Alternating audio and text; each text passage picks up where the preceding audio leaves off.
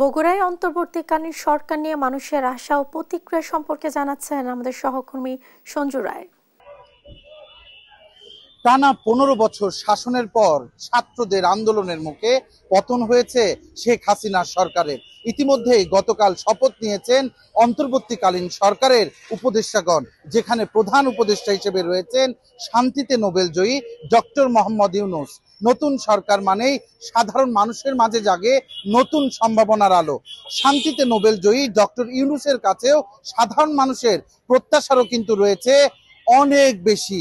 সাধারণ মানুষ চায় বাংলাদেশে ফিরে আসুক আবারও শান্তি, বাংলাদেশের মানুষ যেন নিরাপদভাবে তাদের জীবনযাপন করতে পারে এবং এই দেশের অর্থনীতি যেন আবারও ঘুরে দাঁড়ায়, এমনটাই প্রত্যাশা কিন্তু সকলের মাঝে জাগছে।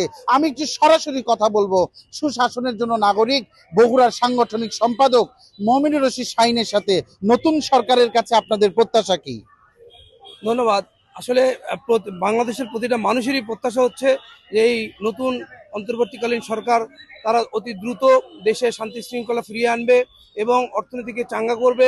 সেই সাথে মানুষের মধ্যে যে ভীতি রয়েছে সেই ভীতি যেন আর না থাকে এবং এই যে ছাত্র সমাজ যে আজকে যে বিপ্লব ঘটিয়েছে এবং তারা রাত দিন জেগে রাস্তা পাহারা দিচ্ছে, মানুষের জানমালের নিরাপত্তা নিশ্চিত করার জন্য তারা যে রাত জেগে পাহারা দিচ্ছে, সেখান থেকে আইন শৃঙ্খলা বাহিনী আবার স্বাভাবিক একটা সুস্থ জীবনে ফিরিয়ে আনবে এবং এই তত্ত্বাবধায়ক সরকার দেশকে আরো উন্নতির দিকে নিয়ে যাবে এবং দেশের অর্থনীতিকে চাঙ্গা করে তুলবে সেই প্রত্যাশা ব্যক্ত করছি।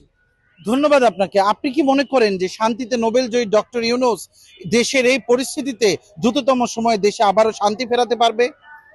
এ বিষয়ে বলতে চাই যে ডক্টর ইউনূস কিন্তু একটি ব্যক্তি না, তিনি একটি প্রতিষ্ঠান এবং ডক্টর ইউনূসকে যদি আপনি একটু বিশ্লেষণ করেন, আপনি তার সম্পর্কে জানার চেষ্টা করেন, তিনি কিন্তু সারা বিশ্বে পরিচিত একজন মানুষ এবং অত্যন্ত দক্ষ একজন সংগঠক।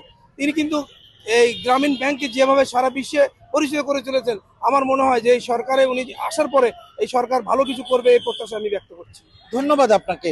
আপনি শুনছিলেন সুজনের সাংগঠনিক সম্পাদক বলছিলেন যে ডক্টর ইউনূসের নেতৃত্বাধীন এই অন্তর্বর্তীকালীন সরকারের কাছে তাদের প্রত্যাশাগুলো কি কি রয়েছে। আমার কথা হয়েছে সাধারণ মানুষ অনেকের সাথে, তারা যেটি বলছে, গেল সরকার 10 টাকা কেজি চাল খাওয়ানোর কথা বলে সর্বশেষ 80 টাকা কেজি কিন্তু মানুষকে চাল খেতে হয়েছে। 1 কেজি চালের দামে সাধারণ মানুষকে কিন্তু কিনতে হয়েছে 1 কেজি আলু। দ্রব্যমূল্যের এই ঊর্ধ্বগতির বাজারে যত দ্রুত সম্ভব দেশের অর্থনীতিকে স্থিতিশীল করা সহ বাংলাদেশকে আবারও বিশ্ব দরবারে উঁচু জায়গায় নিয়ে যাওয়ার জন্য ডক্টর ইউনূসের নেতৃত্বাধীন এই অন্তর্বর্তীকালীন সরকার বৃহৎ ভূমিকা রাখবে এবং সাধারণ মানুষ আবারও শান্তিতে নিরাপদে বাস করতে পারবে এই স্বাধীন বাংলাদেশে।